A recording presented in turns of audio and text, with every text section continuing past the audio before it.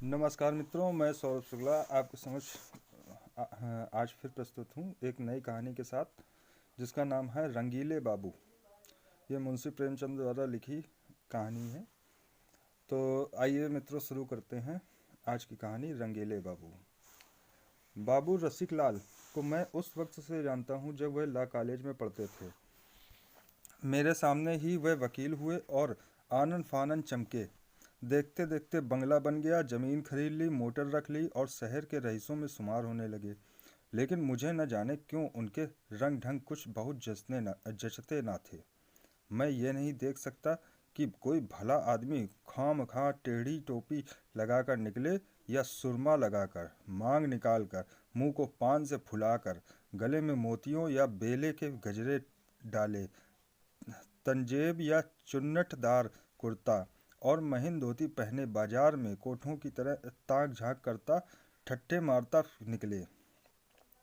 मुझे उससे चिढ़ हो जाती है। वह मेरे पास म्यूनिसिपल मेंबरी के लिए वोट मांगने आए तो कभी न दूंगा। उससे याराना निभाना तो दूर की बात, भले आदमी को जरा गंभीर, जरा सादगी पसंद देखना चाहता हूँ। मुझे अगर किसी मुकदमे में वकील करना पड़े तो मैं ऐसे आदमी को कभी न करूँ, चाहे वह रास बिहारी घोष की ही का सा कानूनदा क्यों न हो। रसिक लाल इसी तरह के रंगीले आदमी हैं।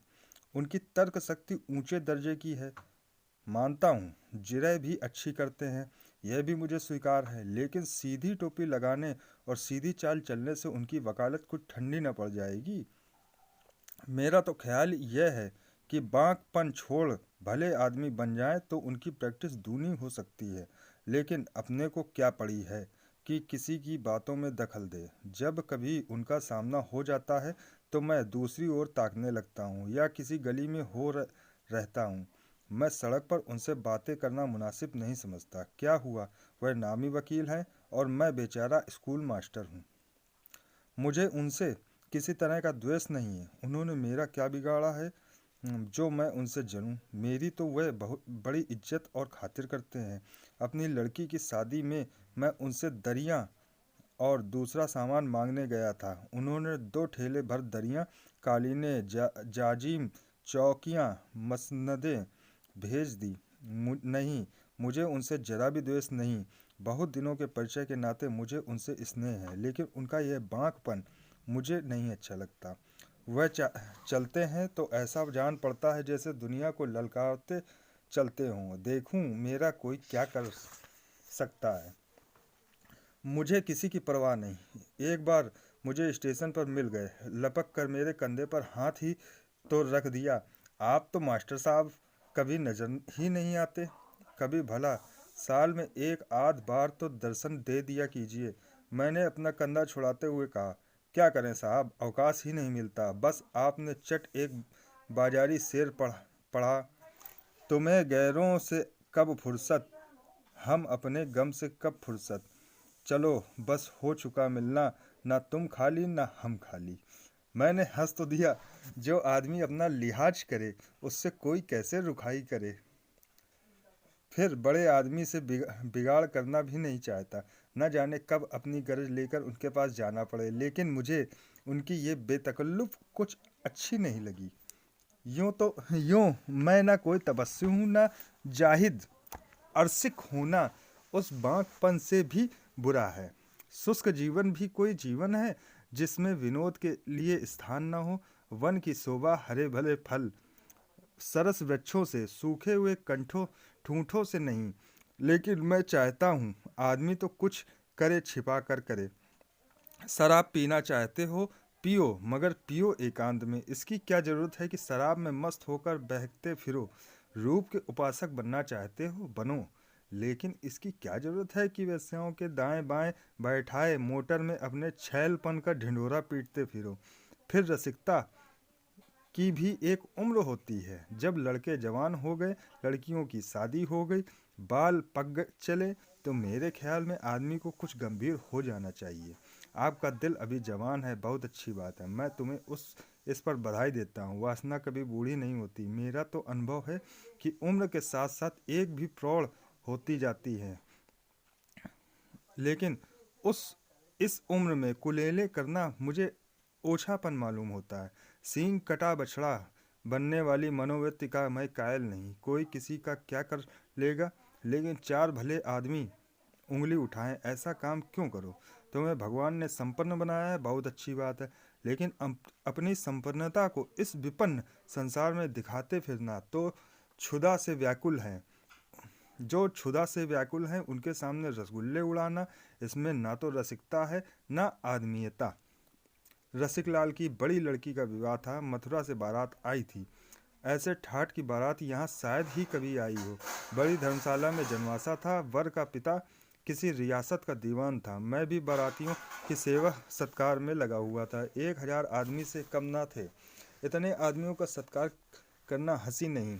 यहाँ तो किसी बारात में 150 आदमी आ जाते तो उनकी भी अच्छी तरह खातिर नहीं हो पाती। फिर बारातियों के मिजाज का क्या कहना, सभी तानाशाह बन जाते हैं। कोई चमेली का तेल मांगता है, कोई आंवले का, कोई केसर रंजना, कोई शराब मांगता है, कोई अफीम। साबुन चाहिए, इत्र चाहिए। 1000 आदमियों के खाने के का प्रबंध करना कितना कठिन है। मैं समझता हूँ 20-25 हजार के वारे नारे हुए होंगे, लेकिन रसिकलाल के माथे पर सिकन न आई। यही बागपन था, वही विनोद, वही बेफिक्री, ना झुंझलाहट ना बिगड़ना। बारातियों की ओर से ऐसी ऐसी बेहुदा फरमाइशें होती थीं कि हमें गुस्सा आ जाता था। पाव आत पाव भंग बहुत है, यह पसेरी भर भंग लेकर क्या उसकी धुनी देंगे। जब सिनेमा के 100 अव्वल दर्जे के टिकटों की फरमाइश हुई तो मुझसे न रहा गया। रसिकलाल को खूब डांट बताई और उसी क्रोध में जनवासे की ओर चला कि एक एक को फटकारूं।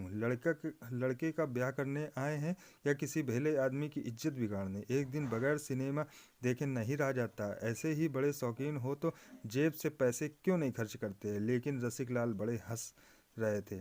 भाई साहब, क्यों इतना बिगड़ रहे हो, ये लोग तुम्हारे मेहमान हैं। मेहमान 10 जूते भी लगाए तो बुरा न मानिए। ये सब जिंदगी के तमाशे हैं, तमाशे में हम खुश होते जाते हैं। वहाँ रोना भी पड़े तो उसमें आनंद है। लपक का सिनेमा घर से 100 टिकट ला दीजिए, 100-200 रुपए का मुंह ना देखिए। मैंने मन में कहा, मुफ्त का धन बटोरा है तो लुटाओ और नाम लुटाओ। यह कोई सत्कार नहीं है कि मेहमान की गुलामी की जाए।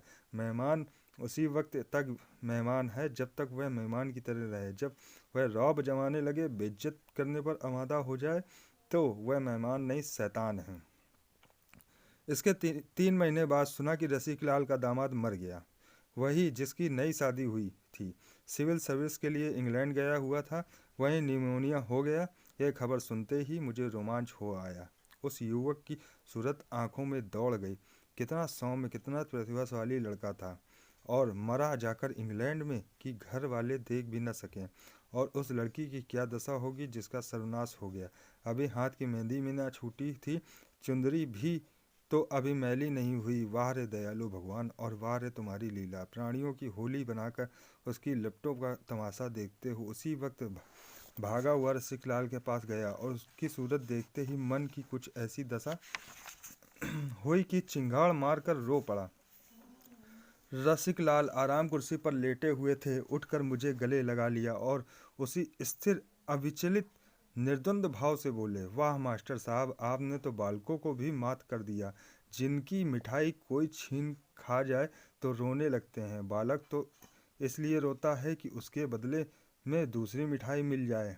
आप तो ऐसी चीज के लिए रो रहे हैं जो किसी तरह मिल ही नहीं सकती। अरे साहब, यहाँ बेहया बनकर रहिए, मार खाते जाइए और मूंछों पर ताव देते जाइए। मजा तो तब है जल्लाद के पैरों तले आकर भी वही अकड़ बनी रहे। मगर अगर ईश्वर है, मुझे तो कुछ मालूम नहीं, लेकिन सुनता हूँ कि वह दयालु है। और दयालु ईश्वर भला निर्दयी कैसे हो सकता है। वह किसे मारता है, किसे जिलाता है, हमसे मतलब नहीं। उसके खिलौने हैं, खेले या तोड़े, हम क्यों उसके बीच में दखल दें। वह हमारा दुश्मन नहीं, न जालिम बादशाह है कि हमें सताकर खुश हो।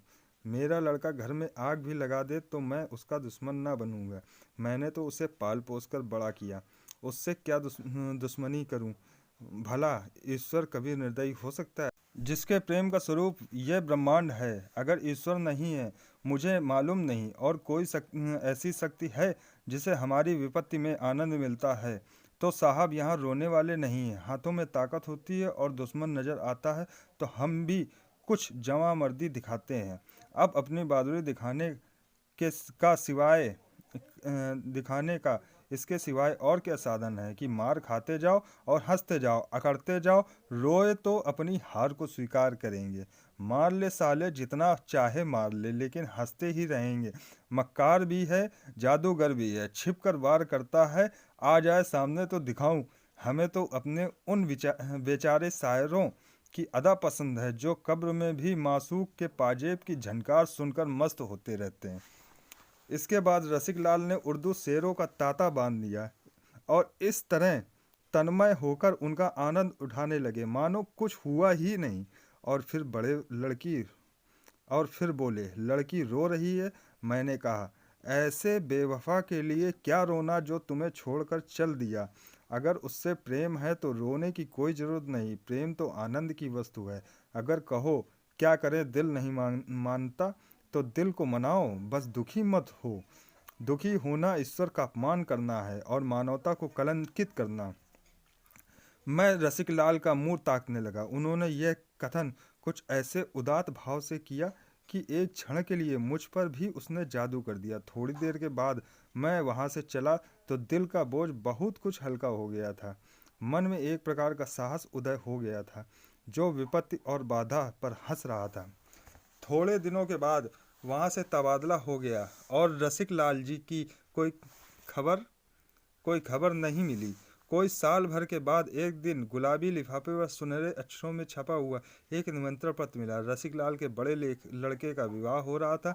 नवेद के नीचे कलम से आग्रह किया गया था कि अवश्य आइए, वरना मुझे आपसे बड़ी शिकायत रहेगी। आधा मजा जाता रहेगा। एक उर्दू का शेर भी था, इस शौको फिरावा की या रब, आखिर कोई हद भी है कि कोई नहीं।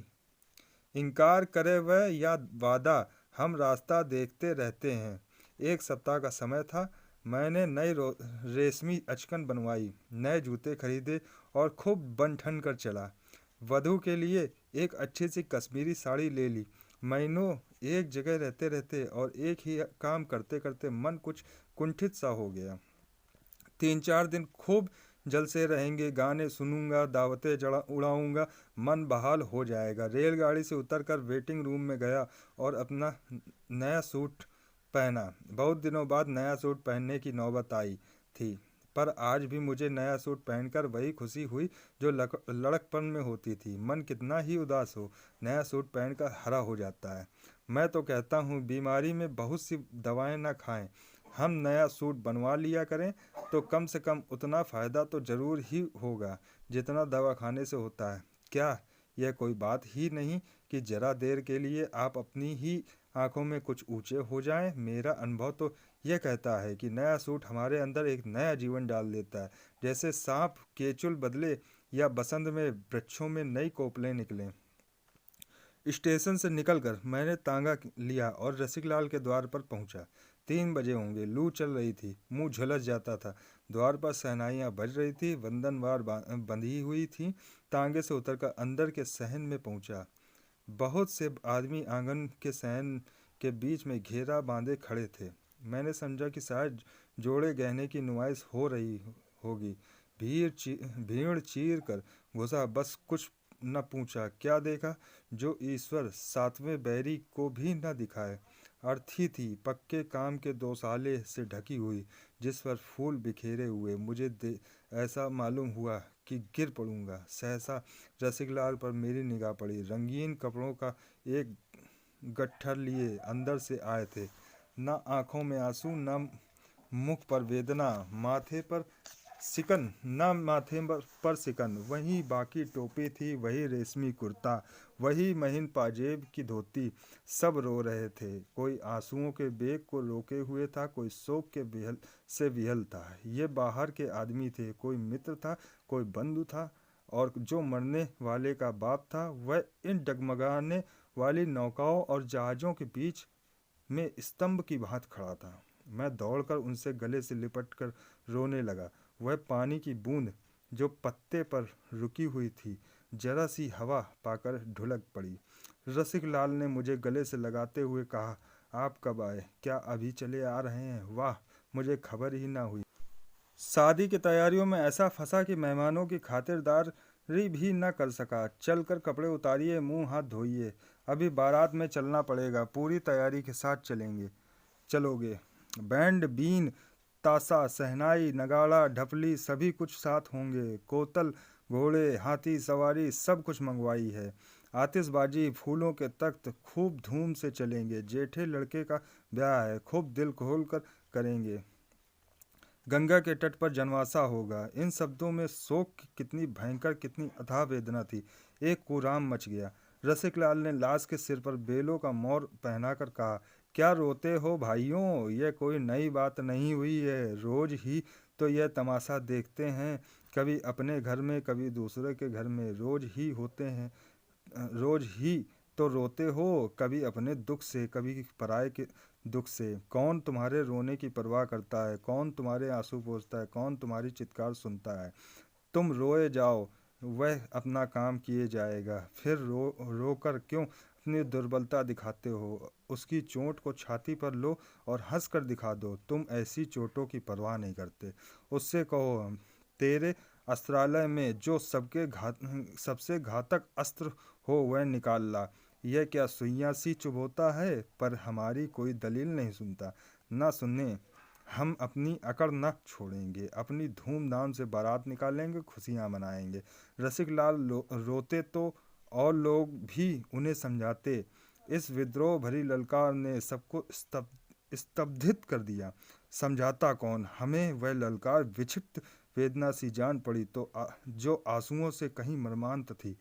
चिंगारी के स्पर्श से आंवले पड़ जाते हैं। दहकती हुई आग में पांव पड़ जाएं तो धुन जाएगा। आंवले ना पड़ेंगे। रसिक लाल की वेदना वही दहकती हुई आग थी। लाश मोटर पर रखी गई। मोटर गुलाब के फूलों से सजाया गया था। किसी ने पुकारा, राम नाम सत्य है। रसिक लाल ने उसे विनोद भरी आंखों से देखा। तुम भूल जाते हो लाला, यह विवाह का उत्सव है। हमारे लिए सत्य जीवन है। इसके सिवा जो कुछ है मिथ्या है। गाजे बाजे के साथ बारात चली। इतना बड़ा जुलूस तो मैंने शहर में नहीं देखा। विवाह के जुलूस में 200-400 आदमी से ज़्यादा ना होते। इस जुलूस की संख्या लाखों से कम न थी। धन्य हो रसिक लाल, धन्य तुम्हारा कलेजा। रसिक लाल उसी बाकी अदा से मोटर के पीछे घोड़े पर सवार चले जा रहे थे। बस लाश चिता पर रखी गई तो रसिक लाल ने एक बार जोर से छाती पर हाथ मारा। मानवता ने विद्रोही आत्मा को आंदोलित किया। पर दूसरे ही क्षण उनके मुख पर वही कठोर मुस्कान चमक उठी। मानवता वह थी या यह कौन कहे। उसके 2 दिन बाद मैं नौकरी पर लौटा। जब छुट्टियां होती हैं तो रसिक लाल से मिलने आता हूँ। उन्होंने उस विद्रोह का एक अंश मुझे भी दे दिया। अब तो कोई उनके आचार व्यवहार पर आक्षेप करता है तो मैं केवल मुस्कुरा देता हूँ। आशा है आप लोगों को ये कहानी, मनोरंजक कहानी पसंद आई होगी और हमें प्रोत्साहित करें और चैनल को लाइक, सब्सक्राइब और शेयर करें। धन्यवाद।